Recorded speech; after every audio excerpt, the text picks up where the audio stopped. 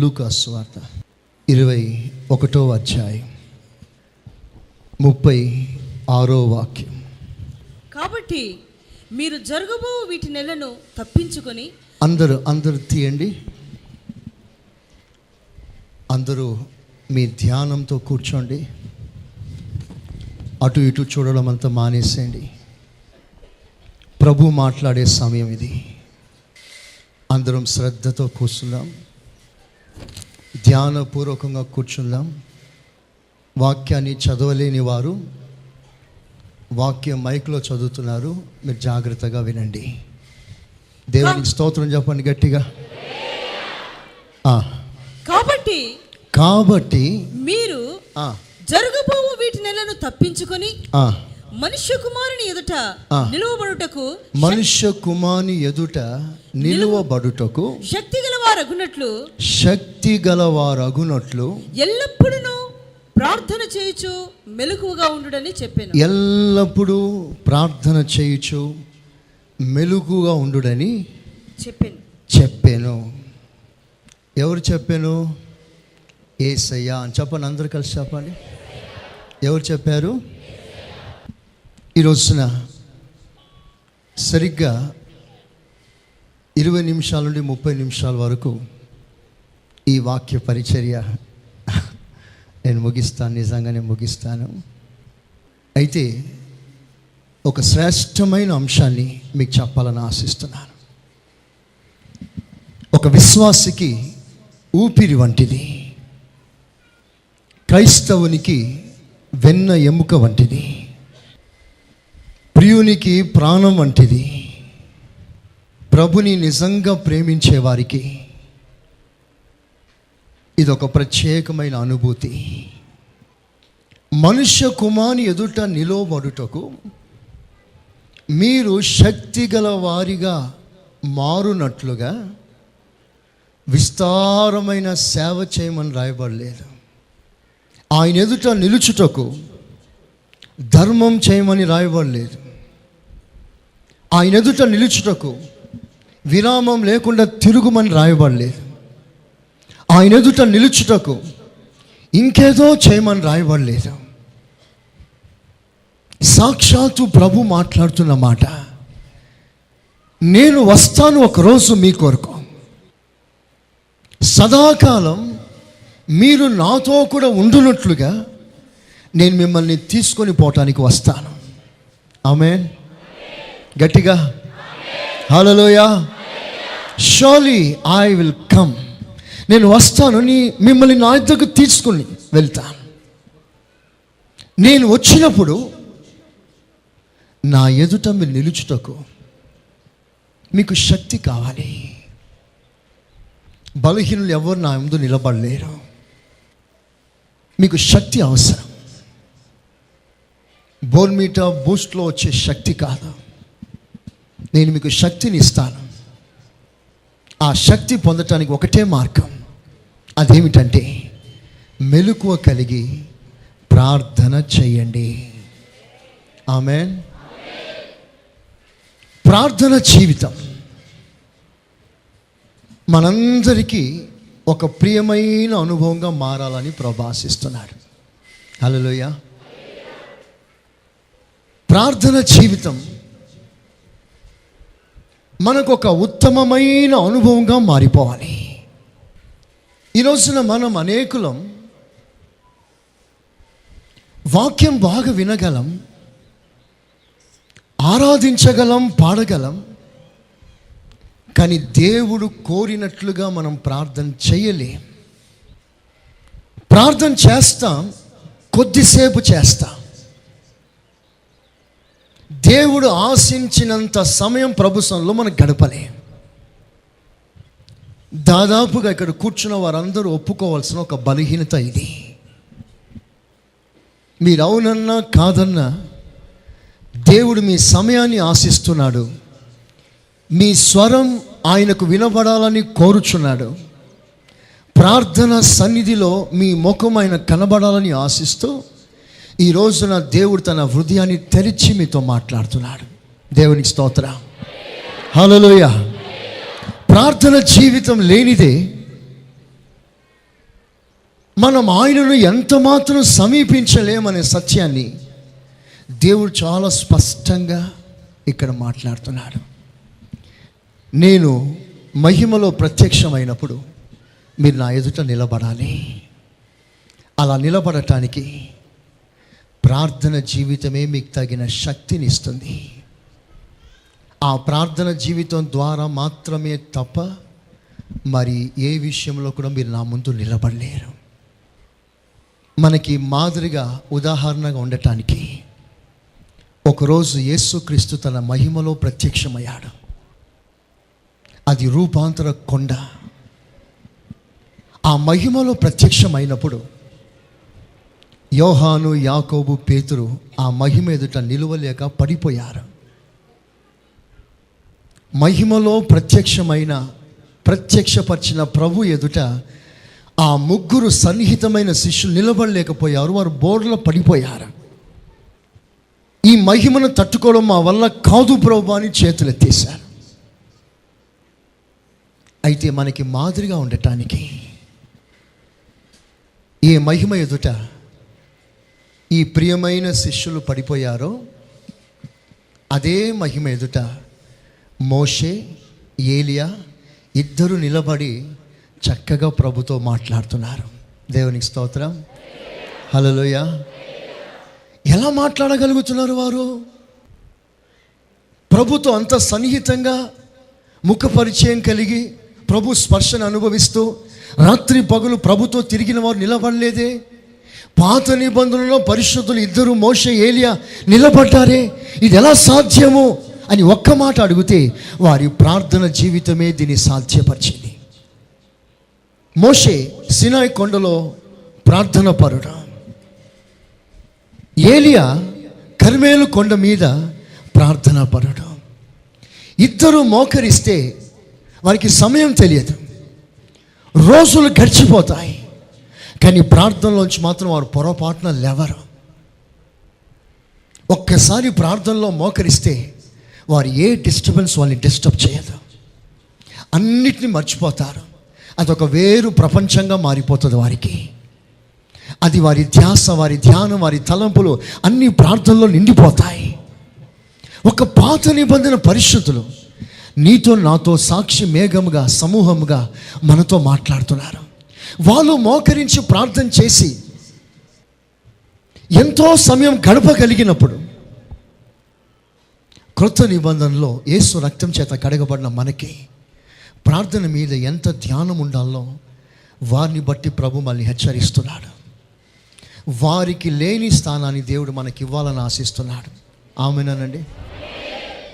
మోషేకు దక్కని స్థానం, ఏలియాకి దక్కని స్థానం దేవుడు నీకు నాకు ఇవ్వాలనుకుంటున్నాడు. అలాంటప్పుడు మన ప్రార్థన జీవితం, మన ప్రార్థన సమయం వారి ప్రార్థన సమయం కంటే మించాలనే ప్రభు ఆశిస్తున్నాడు. బైబిల్లో రాస్తుంది, కడపటి మందిరం యొక్క మహిమ మొదటి మందిరం యొక్క మహిమను మించును అని రాస్తుంది. చేతులెత్తి స్తోత్రం చెప్పండి, చెప్పండి హుషారుగా, చెప్పండి గట్టిగా. కడపటి మందిరంలో మహిమ ఉందంట.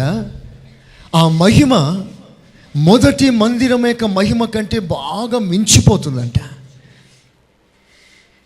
అంటే శాస్త్రుల నీతి కంటే, పరిసయ్యుల నీతి కంటే, ధర్మశాస్త్రం అనుసరిస్తున్న వారి నీతి కంటే, వారి ప్రార్థన కంటే మన నీతి, మన ప్రార్థన, మన భక్తి ఉన్నత స్థాయిలో పెరగాలనేదే దేవుడు ఆశిస్తున్నాడు. వారికి లేని స్థానం దేవుడు మనకిచ్చాడు. అప్పుడు వారి కంటే శ్రేష్టమైన జీవితం చేయాలని నీలో నుండి ప్రభు ఆశిస్తున్నాడు. విశ్వాసులారా, ఒక ప్రధాన యాజకుడు అతి పరిశుద్ధ స్థలంలోనికి వెళ్ళినప్పుడు ఒక చేతిలో ధూపార్తిని పట్టుకుంటాడు, మరో చేతిలో రక్తాన్ని పట్టుకుంటాడు. ఒక పాత్రలో రక్తం, మరో చేతిలో ధూపార్తిని చేత పట్టుకొని అతి పరిశుద్ధ స్థలంలోనికి వెళ్తే అక్కడ ధూపం వేస్తాడు. ఆ ధూపంతో ఆ అతి పరిశుద్ధ స్థలమంతా కూడా ధూపమయమైనప్పుడు అంత పొగతో మహిమతో నిండిపోయినప్పుడు 7 మార్లు రక్తాన్ని ప్రోక్షించి ప్రజల కొరకు విజ్ఞాపన చేస్తాడు. అప్పుడు దేవుడు ప్రత్యక్షమై, దేవుడు ఆ అతి పరిశుద్ధ స్థలంలో తన ఎద్దకు వచ్చిన వారితో మాట్లాడుతూ ఉండేవాడు. దేవుడు ప్రత్యక్షం కాక మునుపు ఆ గది అంతా మహిమతో నిండాలి, అంటే ధూపంతో నిండాలి. రేపు మనము ఆయనను కనులారా చూడాలి అంటే ఈ రోజున మన జీవితం అంతా ప్రార్థన ధూపముతో నిండి ఉండాలి. దేవునికి స్తోత్రం. చాలామంది మన జీవితాల్లో ఇప్పుడు ఆదివారం వచ్చాం, మరలా ఆదివారం తిరిగి వచ్చినంత వరకు వ్యక్తిగతంగా ప్రభు సన్నిధిలో ప్రార్థన చేసేవారు చాలా తక్కువగా ఉన్నారు. దేవుడు బాధపడి మీతో మాట్లాడుతున్నాడు. ఈ రోజున ప్రతి ఒక్కరితో దేవుడు స్పష్టంగా మాట్లాడుతున్నాడు. మీరందరూ కూడా ప్రార్థనలో బాగా అలవాటు పడాలని ప్రభు ఆశిస్తున్నాడు. మీలో చాలామంది ప్రార్థన కూడా మీకు రాదు. 2 మాటలు చెప్పి 3వ మాట 4వ మాట స్తోత్రం స్తోత్రం స్తోత్రంతో లాగిస్తూ ఉంటారు బండిని. మాటలు రావు, పదాలు రావట్లేదు, ఆ వాక్ శక్తి రావట్లేదు. ఎందుకంటే మీరు నలగలేదు ప్రార్థనలో. ఒక దైవ సేవకునిగా, సంఘ కాపరిగా మిమ్మల్ని అందరినీ ఉద్దేశించి నేను మాట్లాడుతున్నాను. మన సంఘంలో ప్రతి విశ్వాసి ఒక ప్రార్థన యోధుడుగా మారాలి. చెప్పండి గట్టిగా, ఆమేన్. విరిగి నలిగిన హృదయంతో ప్రభుని సమీపించి హృదయపు లోతులో నుండి తండ్రి పాదాలు పట్టుకొని 2 మాటలు మీరు మాట్లాడండి. హృదయపూర్వకంగా ఎవరైతే ప్రభు సన్నిధిలో ప్రార్థన చేస్తారో వారి గుండె మండుతుంది. నేను రోజున మీతో మాట్లాడినాను. మీరు ప్రార్థన చేసినప్పుడు మీ గుండెల్లో మంట కావాలి, ఆ మంట ఏర్పడాలి. మత్తులుగా ప్రార్థన చేయకండి. ఏదేదో మనసులో ఆలోచన పెట్టుకొని ప్రార్థన చేయకండి. మనసులో దుఃఖం విచారం పెంచుకొని ప్రార్థన చేయకండి. మీరు హృదయపు లోతులోంచి ప్రార్థన చేస్తే ఆ ప్రార్థన విన్న దేవుడు మీ గుండె లోపలికి దేవుడు మంటను పంపిస్తాడు. ఆ మండుచూ ఉండే కొలది మనం ఇంకా ప్రభు సన్నిధిలో అనర్గళంగా ప్రార్థన చేయగలం. దేవుడు ఒక వాగ్దానం ఇచ్చాడు సంఘానికి. ఏమిటి ఆ వాగ్దానం అంటే, శరీరులందరిపైన, దావీదు సంతానం అందరిపైన నేను విజ్ఞాపన చేయు ఆత్మను కుమ్మరిస్తాను. ఆమేనండి. చెప్పండి గట్టిగా, హుషారుగా ఉండండి. ఈరోజు నేను అనుకుంటాను, ఇంతవరకు నేను ఇచ్చిన మెసేజ్ అన్నింటిలో ఇది ఒక ఉన్నతమైన వర్తమానంగా నేను భావిస్తున్నాను.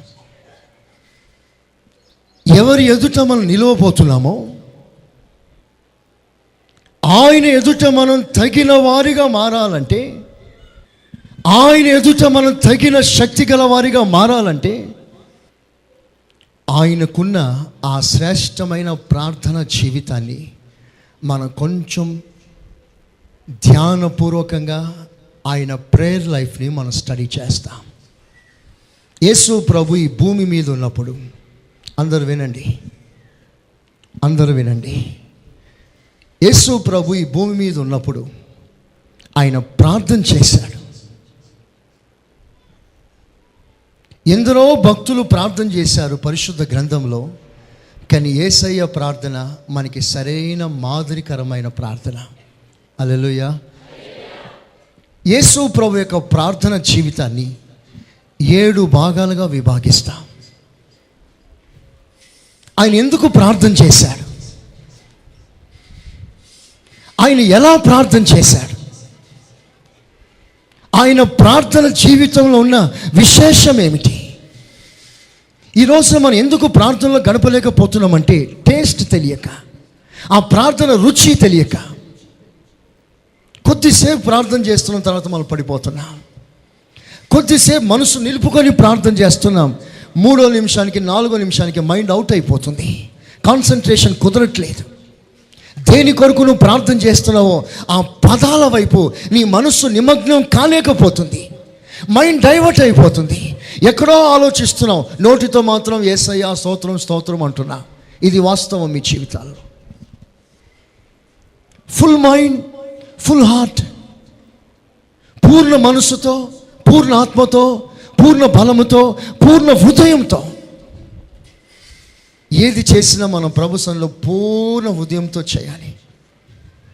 మనం ప్రార్థన చేస్తున్నాం, మత్తులుగా చేస్తున్నాం.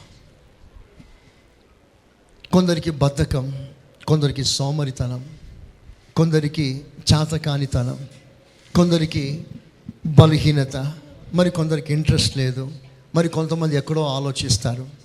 సరిగ్గా సాతాను ఇక్కడే ప్రేయర్ లైఫ్లోనే సరైన దెబ్బ కొడుతున్నాడు. అది మీరు గుర్తించాలి.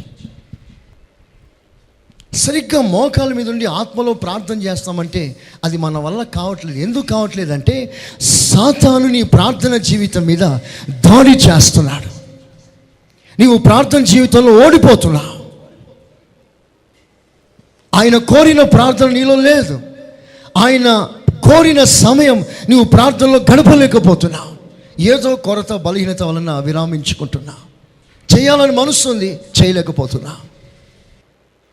ఒక వ్యక్తి, ఒక విశ్వాసి సరైన పూర్ణ మనసుతో, హృదయంతో ప్రార్థన చేస్తే ఆ ప్రార్థన దేవుడు ఒక పోరాటంగా మారుస్తాడు. స్తోత్రం చెప్పండి, చెప్పండి గట్టిగా.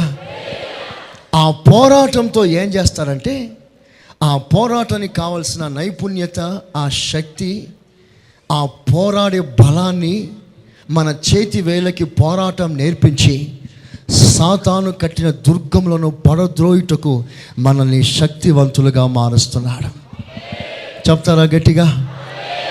ప్రార్థన ద్వారా మనం సాతానుతో పోరాడుచున్నాం. వాడు వేసిన పథకాన్ని చింపివేస్తున్నాం. వాడు కట్టిన కోటలను కూల్చివేస్తున్నాం. వాడు వేసిన అడ్డుబండల్ని ఎత్తివేస్తున్నాం ప్రార్థన ద్వారా. ఒక వ్యక్తి జీవితంలో ప్రార్థన జీవితం ఎంత ఎక్కువగా, అధికంగా పెరుగుతుందో అంతగా సాతాను తన జీవితంలో ఓడిపోతూ ఉన్నాడు. అందరినీ ఏదో కోణంలో పడగొట్టి మిమ్మల్ని దేవుని రాజ్యానికి వారసులు కాకుండా వాడు ఎన్నో ప్రయత్నాలు చేస్తున్నాడు, ఎన్నో రకాల పథకం వేస్తున్నాడు. ఈ పథకాలన్నింటినీ మీరు జయించాలంటే మీకు ప్రార్థన జీవితం అవసరం. మీరు ఎంత ప్రార్థన చేస్తారో సాతానుతో యుద్ధం చేసి అంతగా వానిపై విజయం సాధించగలరు. పోరాటం, ప్రార్థన ఒక పోరాటం. మనం పోరాడుచున్నది మనుషులతో కాదు, అంధకార దురాత్మ సమూహములతో పోరాడుతున్నాం. చేతితో కాదు, ప్రార్థనతో పోరాడుతున్నాం. సాతాన్ని మీద ఓడిపోవాలంటే, వాడు వేసిన ప్లాన్ అంతా చెరిగిపోవాలంటే, ఐతోపియుల ఆలోచనలు తారుమారు కావాలంటే, సాతానిక ప్లాన్లన్నీ కూడా భంగమైపోవాలంటే ప్రార్థన జీవితం నీలో అవసరమై ఉంది. నువ్వు ఎంతో ప్రార్థన చేస్తావో వాని ప్లాన్లన్నీ చెదిరిపోతాయి. దేవునికి స్తోత్రం చెప్దాం గట్టిగా.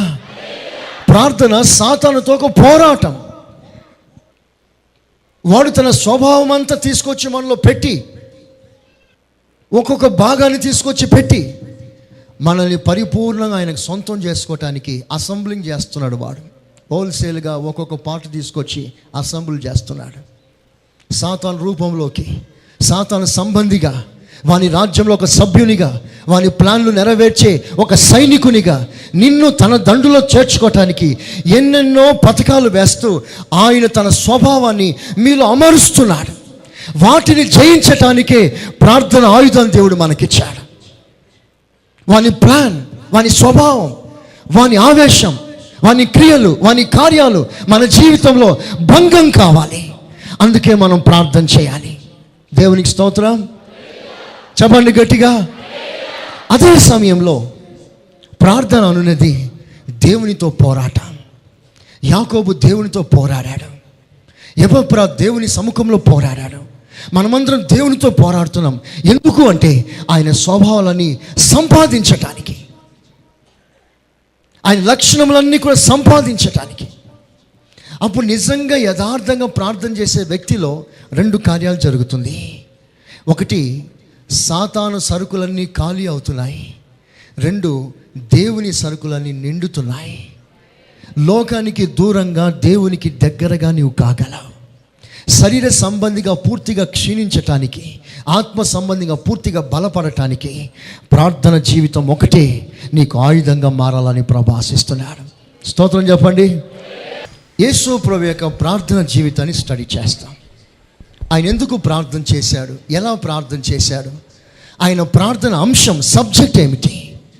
ఒక్కొక్కసారి ప్రార్థన చేసేటప్పుడు ఆయన ఏమి ఆశించి ఏమి కోరి ప్రార్థన చేశాడో బైబిల్లో తేటగా రాస్తుంది. ఆయన ప్రార్థన జీవితాన్ని 7 భాగాలుగా చేసి నేను మీకు చెప్తాను. మొట్టమొదటిగా లూకా సువార్త 3వ అధ్యాయం 21వ వచనం. లూకా సువార్త 3వ అధ్యాయం 21వ వచనం. ప్రజలందరూ బాప్తిస్మం పొందిన యేసు కూడా బాప్తిస్మం పొంది ప్రార్థన చేయుచుండగా ఆకాశము తెరవబడి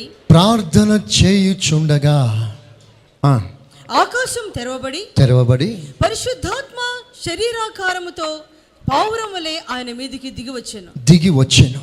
అప్పుడు నీవు నా ప్రియ కుమారుడవు, నీ యందు నేను ఆనందించుచున్నానని ఒక శబ్దము ఆకాశం నుండి వచ్చెను. చూడండి, ఇక్కడ యేసు ప్రభు యొక్క ప్రార్థన జీవితానికి నాంది, పునాది అది. అక్కడే యేసుక్రీస్తు ప్రార్థన ప్రారంభించాడు. యేసు ప్రభు యొక్క మొదటి ప్రార్థన అక్కడ రికార్డ్ చేయబడింది బైబిల్లో. మన ప్రభు అయిన యేసుక్రీస్తు బాప్తిస్మం పొందిన తర్వాత ఒడ్డుకు వెళ్ళి ప్రార్థనలో కూర్చున్నాడు. ఇప్పుడు ఒక విషయం, ప్రభు ఎందుకు ప్రార్థన చేశాడు అక్కడ, ఆయన సబ్జెక్ట్ ఏమిటి? ఆయన ప్రార్థన ప్రారంభించక ముందు యేసు ప్రభు ఒక మాట అంటాడు, నీతి యావత్తును ఇలాగున జరగని, నెరవేరని, let all the righteousness be fulfilled. నీతి యావత్తును నెరవేరని అని చెప్పి ఒడ్డులోకి వెళ్ళి ప్రార్థన చేస్తున్నాడు. యేసయ్య, ఏమని ప్రార్థన చేస్తున్నావు నీవంటే, నీతి యావత్తును నెరవేరాలని నేను ప్రార్థన ప్రారంభించాను. స్తోత్రం చెప్పండి, చెప్దాం గట్టిగా.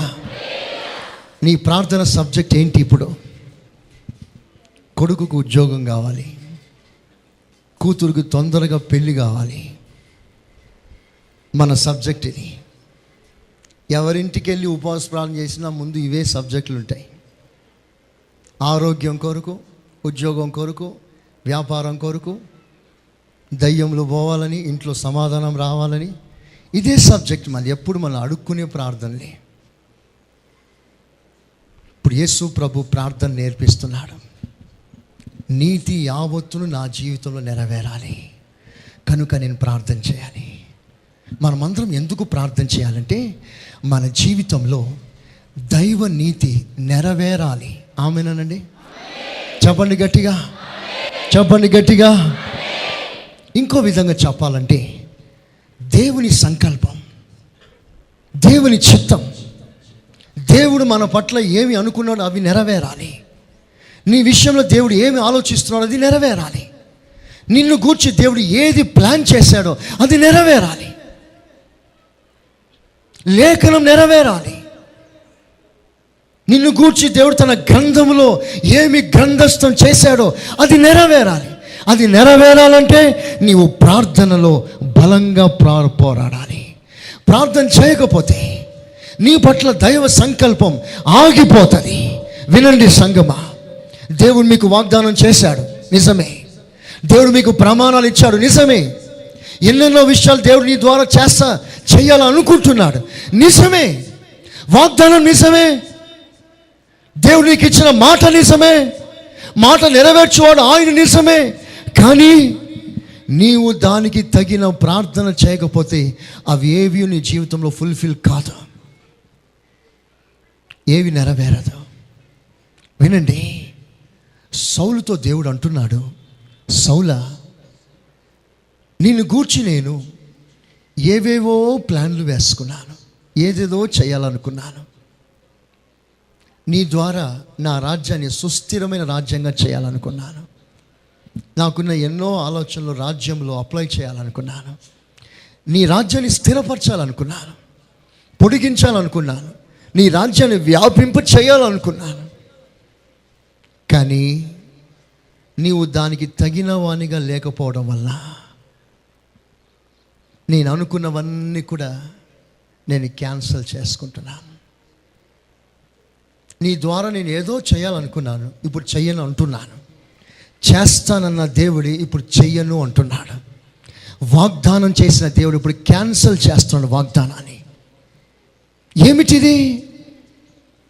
అనేక సార్లు మీరు అనుకుంటున్నారు, దేవుడు నాకు ఇది చేస్తానని మాట ఇచ్చాడు, ఇంతవరకు జరగలేదు ఏంటి అని మీరు ప్రభుని ప్రశ్నిస్తున్నారు.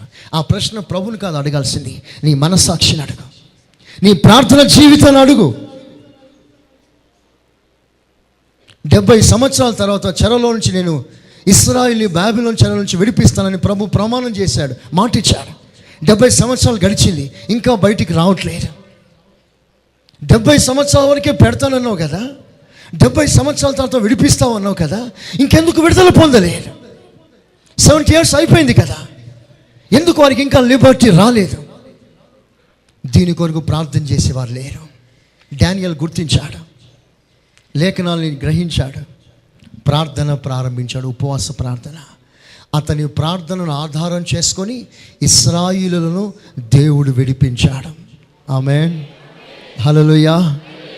దేవుని బిడ్డలారా, నశించిపోయే ఆత్మల్ని రక్షిస్తానని మాటిచ్చాడు. ఈ ప్రాంతంలో అంతా కదిలిస్తానని మాటిచ్చాడు. ఈ ప్రాంగణాన్ని ఇంకా విస్తారంగా మనం పెంచుతాడు. మనం కూర్చున్న వారి కంటే సంఖ్య విస్తారంగా రాను రాను పెరుగుతుంది. మన సంఘం ఈ ప్రాంతంలో సరిపోదు, విస్తారమైన స్థలం మనకు అవసరం. ఇంకా వేల కొలది ఆత్మలు ఈ ప్రాంగణంలో ప్రభుని ఆరాధించాలి. ఇందుకు తగిన ప్రార్థన పరులు మన మధ్యలో లేవాలి. ఈ భారాన్ని అందరూ పంచుకోవాలి. ఒక్కొక్క విశ్వాసి ఒక్కొక్క ప్రార్థన విజ్ఞాపన కర్తగా మారాలి, ఆయనకు జ్ఞాపకం చేయాలి. మనం విశ్రమించకుండా మనం పోరాడాలి. ఈ ప్రార్థన మనకు లేకుండా ఏదో మనం ఆదివారం టు ఆదివారం వచ్చి వాక్యం విని వెళ్ళిపోయే విశ్వాసి అయితే నీవు ప్రభుకి ఎలాంటి ఉపయోగకరంగా నీవు లేవు అనే సంగతిని మర్చిపోవద్దు. ప్రార్థన చేసే వారిలో శామ్యూయల్ ఉన్నాడు, ప్రార్థన చేసే వారిలో మోషే ఉన్నాడు. ఆ ప్రార్థన లిస్టులో వాళ్ళు ఉన్నారంట. నీవు ఉన్నావా ప్రార్థన లిస్టులో? కోరుకోండి సంఘమా, కోరుకోండి, నా పేరు ప్రార్థన లిస్టులో ఉండాలని కోరుకోండి. ప్రతిరోజు 2-3 విజ్ఞాపన ప్రార్థన కొరకు విశ్వాసుల పేర్లు రాస్తున్నాం. ఒకవేళ మీ పేరు ఇంతవరకు చదవలేదు అనుకోండి, అబ్బా నేను బ్రతికిపోయినాను అనుకుంటున్నారా? నా పేరు తెలియకుండా ఉండడమే మంచిది అనుకుంటున్నారా? స్వతహాగా మీరు వచ్చి మీ పేర్లు ఇచ్చి ఉపవాస ప్రార్థనలో మీరు గడపండి. దేవునికి స్తోత్రం, హల్లెలూయా. 2 రోజులు సెలవు పెట్టండి. ఆయన సన్నిధికి వచ్చి మోకరించి ప్రార్థన చేయడం మీరు నేర్చుకోండి. మీకు పెద్దగా అలవాటు లేదనుకోండి, కూర్చోండి, ప్రభు సన్నిధిలో కూర్చోండి. కనికరం కొరకు వేడుకోండి. ప్రభువా నీవు ప్రార్థన ఆత్మ ఇస్తే తప్ప నేను ఎలా ప్రార్థన చేయగలను ప్రభుని అడగండి. ప్రభు ప్రార్థనాత్మ కుమ్మరించాడా, ఇక మనకి టైం అక్కర్లేదు. దేవునికి స్తోత్రం, హల్లెలూయా. ఇక ముగింపు టైమే మనకు అవసరం లేదు. మనం ఎంతో ప్రార్థన చేయగలమంటే ప్రజలకు డౌట్ వచ్చేస్తుంది, నిజంగానే ప్రార్థన చేస్తున్నాడా, ఇంతసేపు ఏం చేస్తున్నాడు ఈయన అని డౌట్ వచ్చేస్తుంది. దేవునికి స్తోత్రం చెప్దా. హల్లెలూయా, హల్లెలూయా, హల్లెలూయా, హల్లెలూయా. ఒకటి వాస్తవం, నేను లేఖనం నెరవేర్చాలి, ఇదే నా దాహం. యేసు ప్రభు చివరిగా లేఖనమంతా నెరవేర్చి సమాప్తము అని ముగించాడు తన జీవితాన్ని. మరి నీవు లేఖనం నెరవేరుస్తున్నావా? దైవ చిత్తాన్ని నెరవేరుస్తున్నావా? నీతి యావత్తును నెరవేరుస్తున్నావా? చూడండి, నీతి యావత్తును నెరవేర్చాలని ప్రార్థన ప్రారంభించాడు.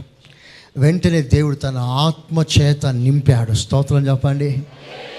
ఓ దేవుని యొక్క బలమైన అభిషేకం ప్రభులోకి దిగి వచ్చింది. ఆ తర్వాత ఆకాశం తెరవబడింది. ఆ తర్వాత ఈయన నా ప్రియ కుమారుడు అని ప్రభువును గూర్చి తండ్రి సాక్ష్యం ఇస్తున్నాడు. అంటే ప్రార్థన జీవితం తండ్రికి ప్రియునిగా మారగలిగిన జీవితం, తండ్రి హృదయాన్ని వశపరచగలిగిన జీవితం, తండ్రి వద్ద నుంచి ఒక సాక్ష్యాన్ని పొందగలిగిన జీవితం, ప్రార్థన జీవితం, పరలోకాన్ని తెరిచే జీవితం. స్తోత్రం చెప్పండి గట్టిగా, చెప్తాం గట్టిగా. యేసయ్య ప్రార్థన చేశాడు, పరలోకం తెరవబడింది. ప్రార్థన పరలోకాన్ని తెరిచే తాళపు చెవి వంటిది. ప్రార్థన మూయబడిన ప్రతి ద్వారాన్ని తెరిచే తాళం వంటిది. ప్రార్థన ఆగిపోయిన ఫైళ్ళన్నిటినీ మూవ్ చేయగలిగిన వంటిది. దేవునికి స్తోత్ర. ప్రార్థన జీవితం ఆగిపోయిన నీ ఉద్యోగానికి క్రొత్తగా ప్రోత్సాహం కలిగించగలిగినదే ప్రార్థన జీవితం. ప్రార్థన ద్వారా దేవుడు ఏదైనా చేస్తాడు. ఇంతకీ యేసు ప్రభుకి ప్రార్థన ఎందుకు చేయాలి? ఒక్క మాట చెప్పమంటారా? అసలు ప్రభుకి ప్రార్థన చేయవలసిన అవసరమే లేదు. ప్రభుకి ప్రార్థన చేయవలసిన అవసరమే లేదు. ఆయన దేవునితో సమానంగా ఉన్నాడే.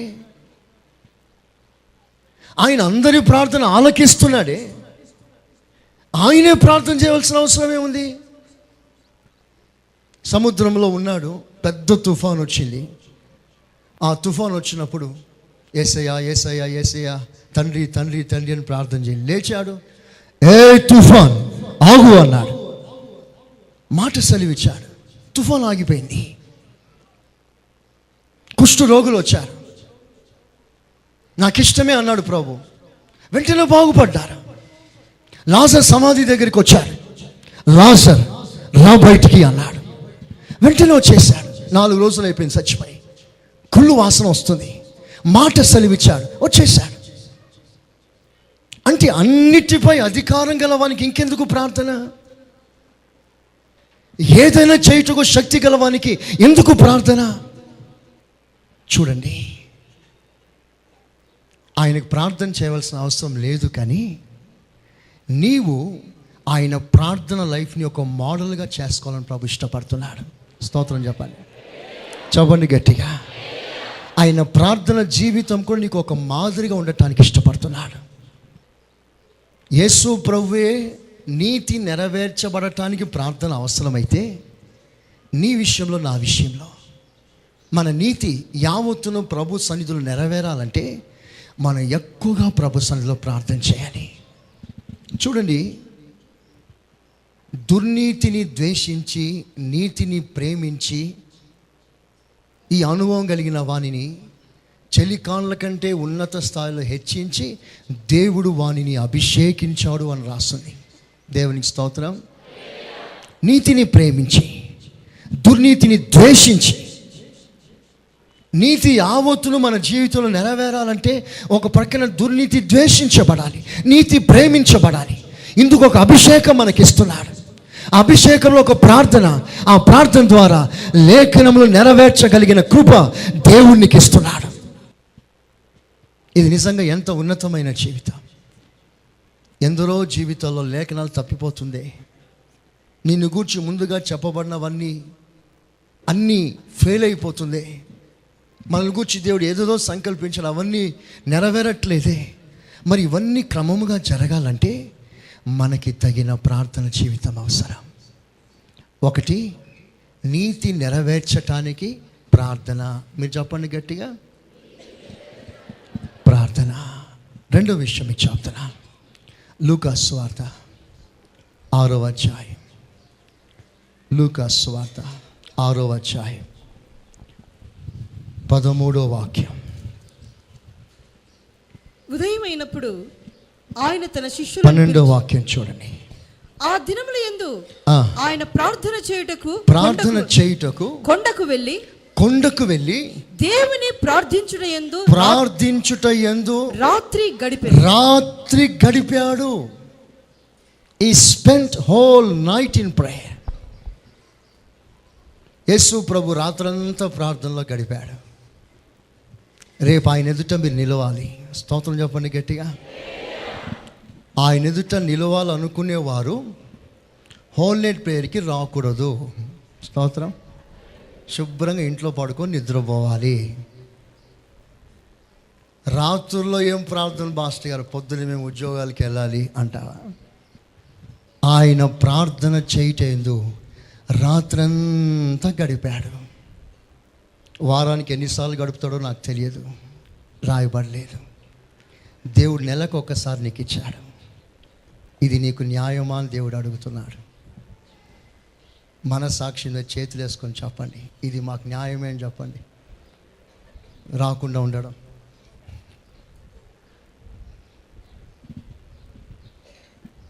ఎప్పుడు రాత్రి ప్రార్థన? ఎప్పుడు? శుక్రవారమా? 31 రాత్రి 10 గంటలకి హోల్ నైట్ ప్రేయర్. నెలకు ఒక్కసారి. ఇక్కడ ప్రతిరోజు హోల్ నైట్ జరుగుతుంది. ప్రతిరోజు మిమ్మల్ని పిలవట్లేదు. 31వ తారీఖు ఒక్కరోజే మీకు అవకాశం. పాస్టర్ గారు మిగతా రోజుల్లో మేము రాకూడదా, ఒకటే రోజు రమ్మంటున్నారేంటి అని మీరు అడిగితే మీరు రోజు రావచ్చు. కానీ 31వ తారీఖు మాత్రం మీరు మర్చిపోకండి. అది థ్యాంక్స్ చెప్పటానికి. నెలంతా ప్రభు నిన్ను కాపాడినాడు కదా, నీ అవసరాలని తీర్చాడు కదా, నీ బలహీనతలను తొలగించాడు కదా, నీ వ్యాధిని స్వస్థపరిచాడు, నీకు అన్నం పెట్టాడు. నువ్వు పడుకొని నిద్రపోయినప్పుడు ఏ విష జంతు నీ మీదికి రాకుండా ఆయన కళ్ళు తెరుచుకొని నిన్ను కాపాడాడు. ఆయన నిద్ర లేదు ఆయనకి, నువ్వు నిద్రపోయావు. నిన్ను కాపాడుట ఆయన కునుకలేదు. కునుకక నిద్రపోక నిన్ను కాపాడిన దేవునికి నెలంతా నిద్రపోయావే, ఒక్కరోజు నిద్ర మానుకొని ప్రభుకి థ్యాంక్స్ చెప్పలేవా నీవు? మన హృదయం ఎలాంటిదో చూసారా? ఒకసారి మీ హృదయాన్ని చూసుకోండి. ఎంతటి హృదయం మనది. నిజంగా ఈ విషయం ఆలోచిస్తే అన్గ్రాటిట్యూడ్, కృతజ్ఞత లేని వారం మనం. ఇంతగా నువ్వు నా కొరకు చేశావు, ఒక్క రాత్రి నీ కొరకు గడపలేకపోతున్నాను ప్రభా. కృతజ్ఞత లేని వాడిని నేను. యేసయ్య రాత్రంతా ప్రార్థనలో గడిపాడు. రాత్రంతా ఏం ప్రార్థన చేశాడు చెప్తున్నాను, జాగ్రత్తగా వినండి. ఆ రాత్రంతా ప్రార్థన చేశా. ఆయన సబ్జెక్ట్ ఏంటి? ఏ విషయంలో అంత రాత్రంతా ప్రార్థన చేయగలిగాడు?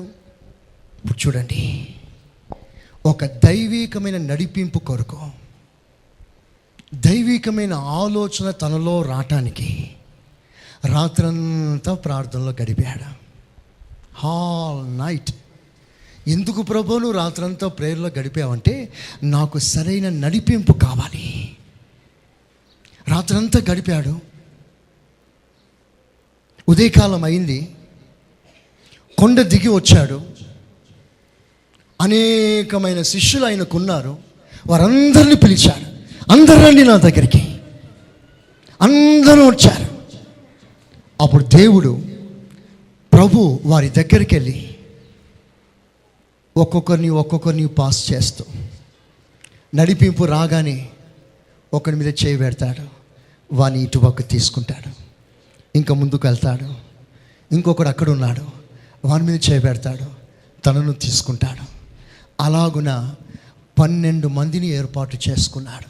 ఆ ఉదయకాలం అక్కడ ఉన్నవాళ్ళు 12 మంది కాదు, చాలామంది ఉన్నారు. 16వ వాక్యం 13వ వాక్యం చూడండి. ఉదయమైనప్పుడు ఆయన తన శిష్యులను పిలిచి, శిష్యులను ఎంతమందో కాదు, చాలా మంది ఉన్నారు అక్కడ. శిష్యులను పిలిచి వారిలో 12 మందిని ఏర్పాటు చేసుకున్నాడు. ఇప్పుడు జాగ్రత్తగా వినండి. యేసయ్య ఎందుకు ప్రార్థన చేశాడు? ఆయన ప్రార్థన జీవితంలో ఉన్న ఆంతర్యం ఏమిటి అంటే, ఒక నడిపింపు. ఇప్పుడు దేవుని యొక్క ప్రణాళిక ఏమిటో తెలుసా? సువార్త అనేది యెరూషలేం ఒకటే కాదు సువార్త ప్రకటించబడవలసింది. బూది గంతముల వరకు సువార్త ప్రకటించబడాలి. ఆమేన్. ప్రపంచమంతా సువార్త వినబడాలి. అలా వినబడాలి అంటే ఆ సమయంలో ప్రభుకి ఒక స్పష్టమైన, ఒక తేటైన నడిపింపు అవసరమై ఉంది. ప్రపంచమంతా సువార్త ప్రకటించడానికి పునాది వేస్తున్న సమయం అది. ప్రపంచ సువార్త ప్రకటించడానికి పునాది వేస్తున్న సమయం ఆ రాత్రి. అందుకే రాత్రంతా ప్రార్థనలో గడిపి ఉదయకాలం లేచి ఆయనకున్న శిష్యులు అనేకులలో 12 మందిని ఏర్పాటు చేసుకొని ఆ 12 మందికి అపోస్తులని పేరు పెట్టి వారి ద్వారా ప్రపంచమంతా సేవ వ్యాపించేటట్లుగా దేవుడు చేశాడు. చప్పట్లు కొట్టండి గట్టిగా. హల్లెలూయా. చెప్దాం గట్టిగా. హల్లెలూయా. నీవు నేను ఎందుకు ప్రార్థన చేయాలంటే ఒక రైట్ యాక్షన్ తీసుకోవటానికి, to take a good decision, right decision. సరైన నిర్ణయం తీసుకోవాలి, సరైన నడిపింపు మనకు రావాలి. అది సేవకులకైనా విశ్వాసులకైనా. మీరు ఒక పని చేయబోతున్నారు, దానికి ఒక నడిపింపు మీకు అవసరం. మీ ఎదుట ఒక కష్టతరమైన పరిచర్య ఉంది, దానికి ఒక నడిపింపు అవసరం.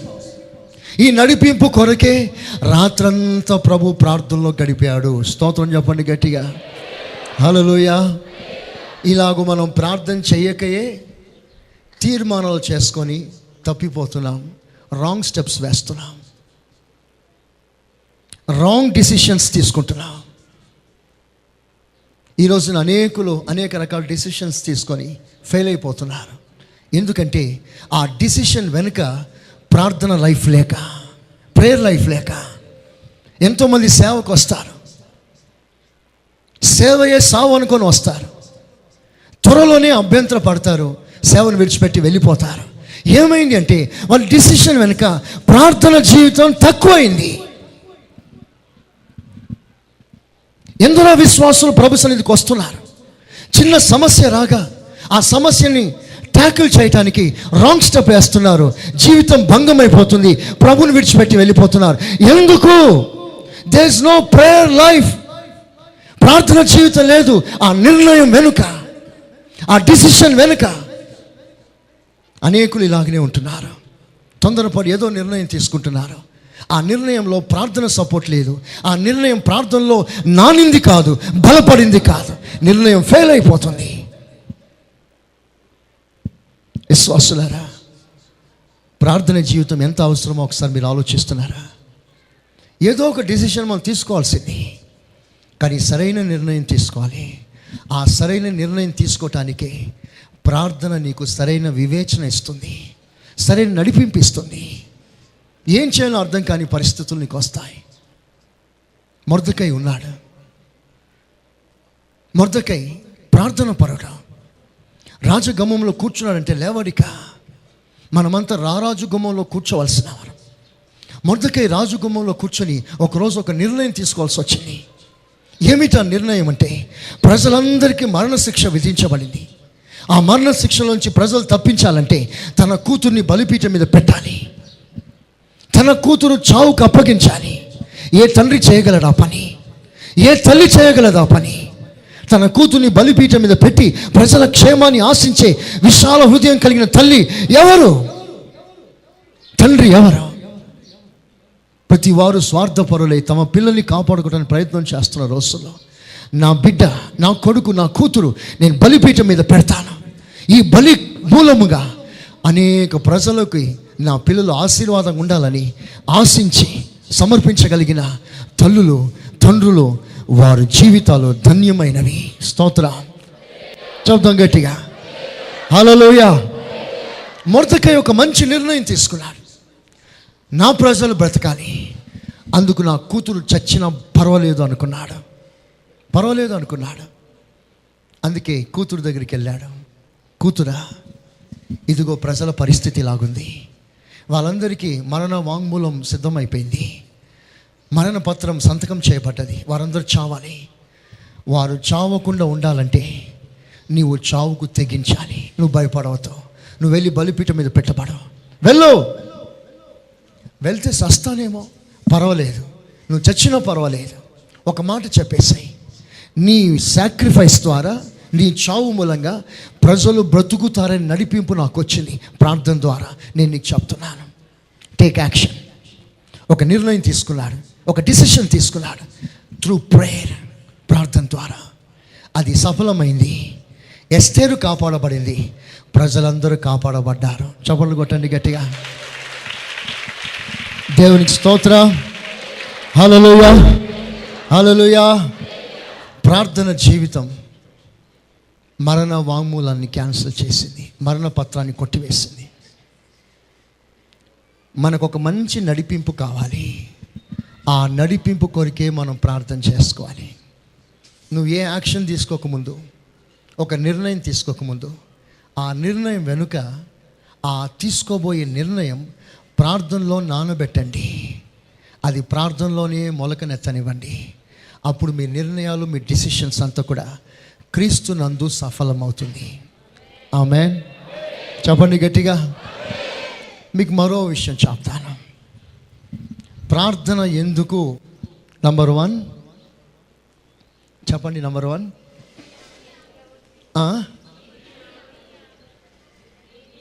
నీతి యావత్తును నెరవేరుటకు ప్రార్థన. మన ప్రార్థనకి మరో కారణం, to open the blinded ice.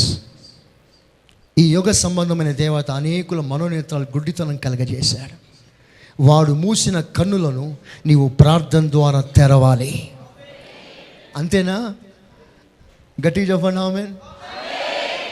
Elisha ఒకరోజు తన పనివాని కళ్ళు ప్రార్థన ద్వారా తెరిచాడు. ఇతని కళ్ళు తెరవబడాలని ప్రార్థన చేశాడు. కళ్ళు తెరిచాడు దేవుడు. నీవు ఆజ్ఞాపించావు. యుగ సంబంధమైన దేవతలు అనేకుల కళ్ళు గుడితనం కలగజేసి సత్య దేవుని చూడలేకపోతున్నారు. విగ్రహమే దేవుడు అనుకుని భ్రమలో ఉన్నారు. చీకటే వారికి ఆనందం కలిగి ఉంటుంది. వారికి సత్యం తెలియదు, వారికి మార్గం తెలియదు, వారికి జీవమైన దేవుడు తెలియదు, వారికి నిజమైన దేవుడు యేసు ప్రభు అనే సత్యం వారికి తెలియదు. వారికి తెలియాలి అంటే వారి మనోనేత్రాలు తెరవబడాలి. వారి మనోనేత్రాలు తెరవబడాలంటే నీవు ప్రార్థన చేయాలి. అది నీ మీద ఆధారపడింది. దైవజనుడైన పౌలు రాస్తాడు, మీ మనోనేత్రాలు తెరవబడినట్లుగా నేను తండ్రి యొద్ద మోకాలు నీ ప్రార్థన చేస్తున్నాను అన్నాడు. విశ్వాసులారా, మనం ఎందుకు ప్రార్థన చేయాలంటే people should have the revolution of our Lord Jesus Christ. People should know, all the gentile should know who the lord is. నిజమైన దేవుడు, రక్షకుడు ఎవరు తెలుసుకోవాలి.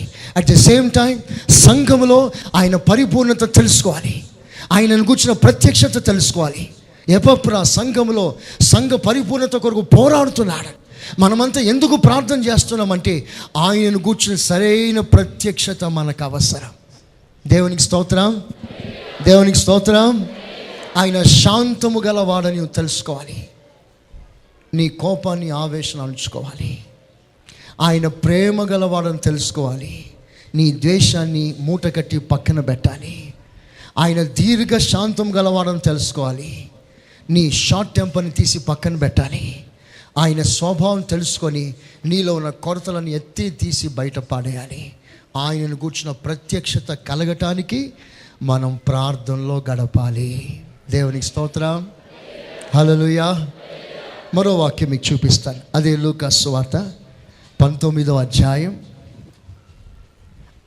అదే 9వ అధ్యాయం 28వ వాక్యం. ఈ మాటలు చెప్పినది మొదలుకొని రమారమి 8 దినములైన తరువాత ఆయన పేతురును, యోహానును, యాకోబును వెంట పెట్టుకుని ప్రార్థన చేయుటకు ఒక కొండ ఎక్కాను. ప్రార్థన చేయటానికి కొండ ఎక్కాడు.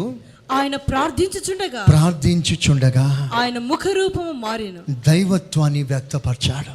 ఇప్పుడు అందరూ వినండి. యేసు ప్రభు ఎందుకు ప్రార్థన చేశాడు అంటే to show the divine nature, the divinity. యేసు ప్రభు ప్రార్థన చేయటానికి మరో కారణం దైవత్వాన్ని వ్యక్తపరచటానికి. ఇప్పుడు వినండి, మనమందరం ఎందుకు ప్రార్థన చేయాలి అంటే మనలో నుండి దైవత్వం బయలుపడాలి. ఆమేన్ అనండి, ఆమేన్. మన మాటల్లో దైవ శక్తి రిలీజ్ కావాలి. We must manifest our Lord Jesus in all our ways, in everything whatever we do. We are here to manifest our Lord Jesus. యేసు ప్రభుని వ్యక్తపరచుట. ప్రార్థన ఎందుకు చేస్తున్నామంటే ప్రభుని బయలుపరచటానికి, టు రివీల్ ద లార్డ్, ప్రభుని ప్రత్యక్షపరచటానికి, దైవత్వాన్ని వ్యక్తపరచటానికి. This is glorious prayer life. ఇది ఒక మహిమకరమైన ప్రార్థన జీవితం. నిజంగా ఎంతసేపు నువ్వు ప్రభులో గడుపుతావో అంత దైవికంగా నీ స్వభావం మారుతుంది. ప్రజలు దేవుని నీలో చూస్తారు. ప్రజలు నీలో ఆ దైవత్వాన్ని, ఆ శాంతిని, ఆ ప్రేమని, ఆ దైవ గుణాలను నీలో చూడగలరు ప్రజలు. నేను చూసి ప్రజలు ఆనందిస్తారు. నీ మాట వినటానికి ప్రజలు వేగిర పడతారు. ఏదో తెలియని సంతోషం అతనిలో నాకు దొరుకుతుంది అని ప్రజలు నీ దగ్గరికి వస్తారు. స్తోత్రం చెప్పండి గట్టిగా. To reveal the godliness, the godly nature, the divine natures. మనము ప్రభుని వ్యక్తపరచాలి.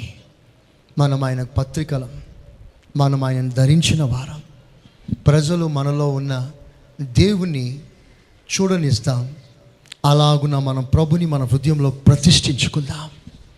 ఆమేన్. నంబర్ 6, 11వ అధ్యాయం మొదటి వాక్యం, 11:1.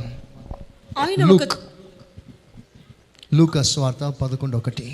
ఆయన ఒక చోట ప్రార్థన చేయుచుండెను. ప్రార్థన చాలించిన తరువాత ఆయన శిష్యులలో ఒకడు, ప్రభువా, యోహాను తన శిష్యులకు నేర్పినట్టుగా మాకును ప్రార్థన చేయ నేర్పమని ఆయన మాకు ప్రార్థన చేయడం నేర్పించండి. బ్రదర్ నా వైపు చూడండి ఒకసారి. యేసు ప్రభు ప్రార్థన చేస్తున్నాడు. ప్రార్థనలు లీనమైపోయాడు.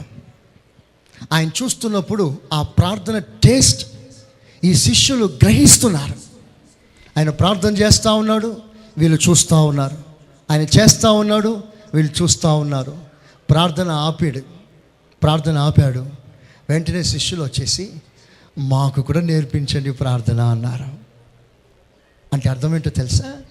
యేసు ప్రభు ప్రార్థన ఇతరులను ప్రార్థన చేయటానికి ప్రోత్సహించింది. ఆమేన్. యేసు ప్రభు ప్రార్థన ఇతరులను ప్రభావితం చేసింది. ఆయన ప్రార్థన వైపు చూసిన శిష్యులు కూడా ప్రార్థన చేయాలి అని మనసు వచ్చింది.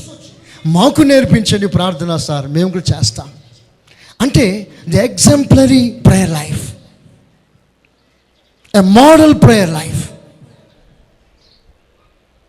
యేసు ప్రభు ఎందుకు ప్రార్థన చేశాడంటే అనేకులను ప్రభావితం చేయటానికి. స్తోత్రం చెప్పండి గట్టిగా. మనం ఎందుకు ప్రార్థన చేయాలి? మన ప్రార్థన లైఫ్ని చూసి ఇతరులు ప్రోత్సహించబడి వాళ్ళు కూడా మోకరించడం నేర్చుకోవాలి.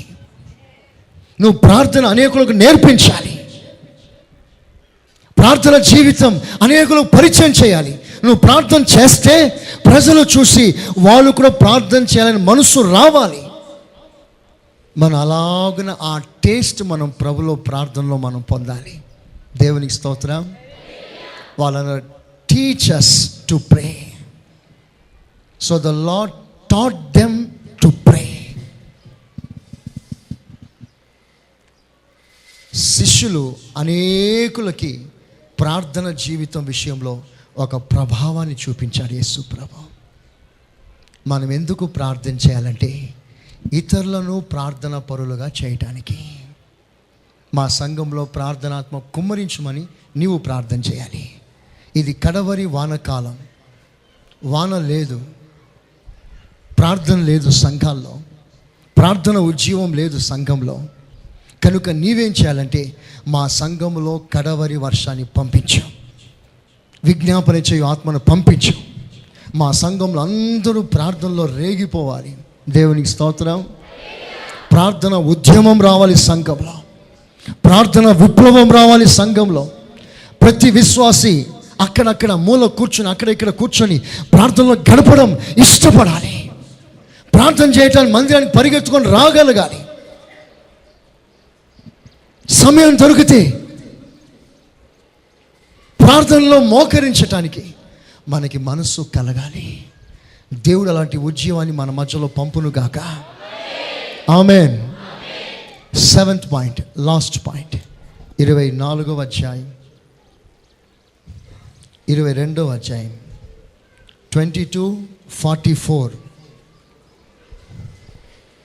ఆయన వేదన పడి మరింత ఆతురముగా ప్రార్థన చేయగా, వేదన పడి ఆతృతముగా ప్రార్థన చేయగా ఆయన చెమట నేల పడుచున్న గొప్ప రక్త బిందువుల వలె ఆయన ప్రార్థన చాలించి లేచి తన శిష్యుల యొద్దకు వచ్చి, వారు దుఃఖము చేత నిద్రించడం చూచి, మీరెందుకు నిద్రించుచున్నారు? శోధనలో ప్రవేశించకుండానట్లు లేచి ప్రార్థన చేయడం వారితో చెప్పాడు. యేసు ప్రభు అక్కడ ఎందుకు ప్రార్థన చేస్తున్నాడంటే, ఇక కొద్ది సమయం తర్వాత ఓ భయంకరమైన శ్రమ అనుభవించబోతున్నాడు. ఆ శ్రమ మామూలు శ్రమ కాదు, అదో భయంకరమైన వేదన, బాధ, హింస. ఆ హింస, ఆ బాధ, ఆ వేదన, ఆ మార్గం గుండా ప్రభు వెళ్ళబోతున్నాడు.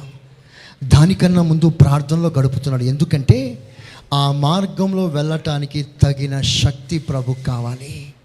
To have and divine strength. రేపో మాపో నీ ఎదుట నా ఎదుట ఒక సమస్య, ఒక బాధ, ఒక ఇరుకు, ఒక శోధన, ఒక సమస్య మనం ఎదుర్కోవాలి. ఆ సమస్యలను బలహీనపడకుండా, ఆ శోధనలో కృంగిపోకుండా, ఆ సమస్యలను నలిగిపోకుండా వాటిని జయించగలిగిన శక్తి ప్రార్థనలో దేవుడు మనకిస్తున్నాడు. ఆమేన్, ఆమేన్, ఆమేన్. ఆతురతతో ప్రార్థన చేస్తున్నాడు ప్రభు. ఎందుకయ్యా ఇంత ప్రార్థన చేస్తున్నా? చెమట రక్తంగా మారింది. ఎందుకు ప్రార్థన? రేపు ఇంకా కొద్ది సమయంలో భయంకరమైన హింస పొందబోతున్నాడు. అందుకు కావాల్సిన శక్తి, అది తట్టుకోవటానికి శక్తి. ఒకరు వస్తాడు, తూ అని ఊస్తాడు ముఖం మీద, తట్టుకోవాలి, శక్తి కావాలి. ఒకరు వచ్చి చెంప మీద కొడతాడు, ఇవన్నీ ప్రభుకు తెలుసు. ఒకడు గడ్డం పెరుగుతాడు, ఒకడు ముళ్ళతో గుచ్చుతాడు, ఒకడు హాస్యమాడతాడు, ఒకడు పరిహాసం చేస్తాడు. ఇవన్నీ నేను సహించాలి. ఇది ఎలా సాధ్యం? ప్రార్థన ద్వారా. అందుకే ప్రార్థన ద్వారా తనకు రాబోతున్న శోధనను తగిన బలమును, శక్తిని తెచ్చుకోవటానికి ప్రభు ప్రార్థనలో గడుపుతున్నాడు. మనకెందుకు ప్రార్థన జీవితం అవసరం తెలుసా? రేపు నీ ఎదుట ఉన్న శోధన కాలంలో నువ్వు పడిపోకుండా, కృంగిపోకుండా, ఆ శోధనను జయించటానికి తగిన శక్తి పొందటానికి ఈ ప్రార్థన. దేవునికి స్తోత్రం. చెప్పండి గట్టిగా, చెప్పండి గట్టిగా, హల్లెలూయా. ఇదే యేసు ప్రభు యొక్క ప్రార్థన జీవితం. ఆ భయంకరమైన శ్రమని జయించటానికి ప్రార్థన. మీరు ప్రార్థనలో ఎక్కువగా గడపండి. మిమ్మల్ని ఎవరైనా ఏమైనా అన్నా మౌనంగా ఉండే శక్తి దేవుడు మీకు ఇస్తాడు. ఆమేనండి. ఆ ఒక్క శక్తి పొందుకోండి. ఇంకా మీ ఇంట్లో గొడవలు ఎందుకు వస్తాయని నన్ను అడగండి. దేవునికి స్తోత్రం. చెప్పండి గట్టిగా. మీ ఇంట్లో గొడవలు వస్తే ఒట్టు. ఆమేన్, హల్లెలూయా, హల్లెలూయా. అప్పుడు ఆ మౌనము, ఆ శక్తిని మీరు పొందుకోండి. అప్పుడు కొద్ది రోజుల్లో ఏమవుతుందో తెలుసా? నువ్వు మౌనంగా సహించి సహించి నీకు అన్నీ అలవాటు అయిపోతాయి. నాకు ఒక దోస్తు ఉండేవాడు. వాడు పెద్ద బాయిలర్ కంపెనీలో పనికి జాయిన్ అయ్యాడు. పెద్ద పెద్ద బాయిలర్స్. అది హ్యామర్తో ఆ బాయిలర్స్ని కొడితే చెవులన్నీ గింగురిపోతాయి. ఓరు బాబోయ్, ఈ పోరు నేను బడలేను బాబోయ్ అని వచ్చేసాడు. నాకు ఈ ఉద్యోగం వద్దు, ఏమొద్దు అన్నాడు. నేను అన్నాను, నువ్వు అట్లా చేస్తే ఎట్లా రాబాయ్? ఓ 2-3 రోజులు అదే అలవాటు అవుతుంది, నా మాట విను అన్నాడు. లేదు బాబు, నాకు అది అలవాటు కాలేదు, చాలా కష్టంగా ఉంది అన్నాడు. నేను బలవంతంగా పంపించాను. నెల రోజులు గడిచింది. ఇప్పుడు ఏంటి పొజిషన్ అంటే ఆ సౌండ్ లేకుండా ఉండలేకపోతున్నాడు.